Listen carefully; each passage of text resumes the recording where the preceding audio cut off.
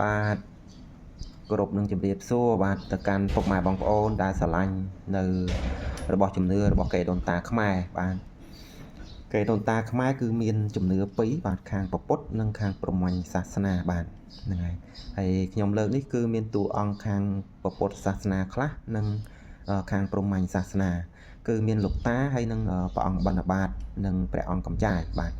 ចឹងខ្ញុំសូមលើកនៅតួអង្គបង្ហាញតិចទៅបងប្អូនដោយសាររូបតូចណាពុកម៉ែបងប្អូនណាបាទប៉ុនចុងចង្កឹះទេបាទហ្នឹងហើយរូបនេះបាទយោមទៅប៉ុនចុងចង្កឹះបងប្អូនណាបាទនេះចឹងទៅបាក់លើកបង្ហាញទៀតបងប្អូនណាបាទចឹងក៏គាត់ដល់បង្ហាញត្រួសគឺតូចជាងគេប្រហែលជាប៉ុនចុងចង្កឹះហ្នឹងឯងបងប្អូនណាបាទតួអង្គហើយតួអង្គលោកតាអង្គនេះគឺហើយនឹងព្រះអង្គកំចាយរៀងត្រូវបន្តិចប្រហែលជាបានប៉ុនគោលចង្កឹះអីចឹងទៅបាទស្អាតតម្រងសុទ្ធតែឆ្លាក់ដាច់ទាំងអស់មើលខ្ញុំលើកតួអង្គព្រះអង្គកំចាយមួយអង្គបាទសុទ្ធឆ្លាក់ដាច់បាទនេះយើងដាក់ឡតបងប្អូនណាបាទមានឡតមានអីតូចល្មមអីយើងដាក់ឡតស្អាតបាទបើថាស្រោបតូចណាបាទស្រោបតូចបាទសូមលើកលោកតាមួយទៀតបាទលើករូបរៀងត្រូវបន្តិចបាទធំពិបាកតូចពេកបាក់លើកអំបិលបាទនេះបាទយើងដាក់ឡតទេបងប្អូនណាបាទមានឡតមានអីដាក់បានសាងពីស្ដេចបញ្ញាក្អែកឫស្សីបាទបញ្ញាក្អែកឫស្សីទាំងអស់នេះបាទយើងស្ដាយទៅចេះយកមកសាងបងប្អូនហើយបាទហ្នឹងហើយថាចែកកូនក្មួយចែកបងប្អូនហើយមិនតបានចែកបានអីទេនេះបាទហ្នឹងហើយបាទអរគុណច្រើនសួស្តីបាទបងប្អូនទាំងអស់គ្នានេះបែបឫស្សីជុំនេះគឺមិនសូវជាស្អាតអីឲ្យណាទេគ្រាន់តែយើងអាចយកបានបងប្អូនណាបាទហើយនេះខ្ញុំថតនេះគឺខ្ញុំថតអំពីការក្រងទេបាទក្រងបានរួចរាល់បាន3 4អញ្ចឹងក៏ថតជូនបងប្អូនទស្សនាតែឫស្សីជុំគឺជុំបែបលក្ខណៈធម្មជាតិនេះគឺបានប៉ុណ្ណឹងបងប្អូនណាបាទហ្នឹងហើយបានប៉ុណ្ណឹងឯងហើយនេះក៏ក្រងបានប៉ុណ្នេះដែរបាទសូវជាស្អាតទេបងប្អូនអើយធ្វើមកយកបានធ្វើជាតពុកដើម្បីតពុកដូចថាខ្សែកឬមួយក៏បតោងសោបតោងអីចឹងទៅបាទហើយនេះបាទបាញ់ចាក់បុកធំនេះបាទបុកឡើងរួញបាទចុង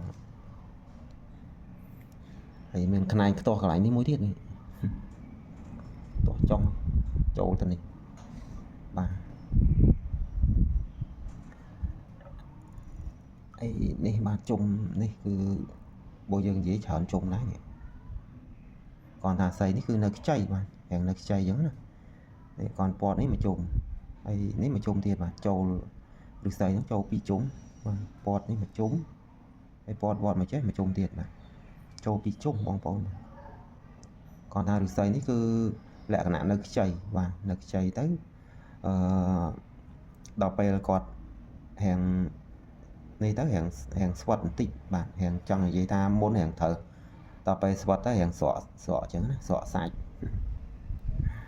តែប៉ុណ្នេះក៏មើលទៅឃើញស្អាតដែរនេះ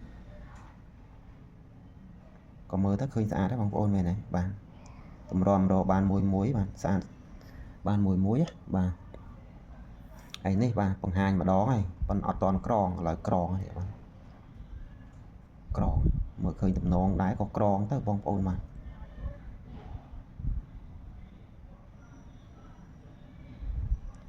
បាទហ្នឹងអរគុណច្រើនពុកម៉ែបងប្អូនណាបាទហ្នឹងហើយបង្ហាញពីការក្រងគ្រាន់ធ្វើជាបតោងដាក់បតោងបងប្អូនទាំងអស់គ្នាបាទថ្ងៃនេះខ្ញុំបាទមាននៅបញ្ញាក្អែកបាទសូមបង្ហាញនៅបញ្ញាក្អែកជូនបងប្អូនទស្សនា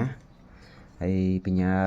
នេះគឺបញ្ញាពិសេសគេហៅថាបញ្ញាក្អែកដើមឫស្សីបាទគឺធំល្អ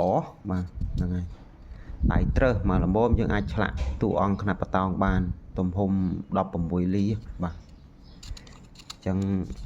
គួរសមបាទ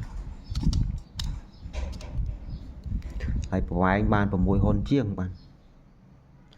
6 ហ៊ុនជាងហើយដើមមិនបានជារាងមូលអីណាទេបាទតាមធម្មជាតិបងប្អូនដើមនេះបានប្រហែលគ្នាដែរ ប្រវែងវែងជាងដើមនេះបន្តិចបាទញ៉ាកែឫស្សីបាទធាមប្រេងឡើងខ្មៅឡើងមើលបាត់ឆពណ៌អស់លីងបាទ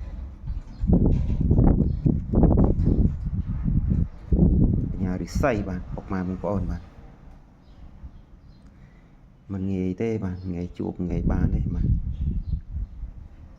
ដបងនៅឃើញហ្នឹងបែបមិនដឹងថាមានវាសនាបានជួបបានយកមកធ្វើជាតួអង្គសាងជាតួអង្គអីចឹងណាបាទហ្នឹងហើយតែឥឡូវបានណាបងប្អូនបាទបានរៀងត្រូវទៀតបាទអរគុណច្រើនបាទជម្រាបលាបាទ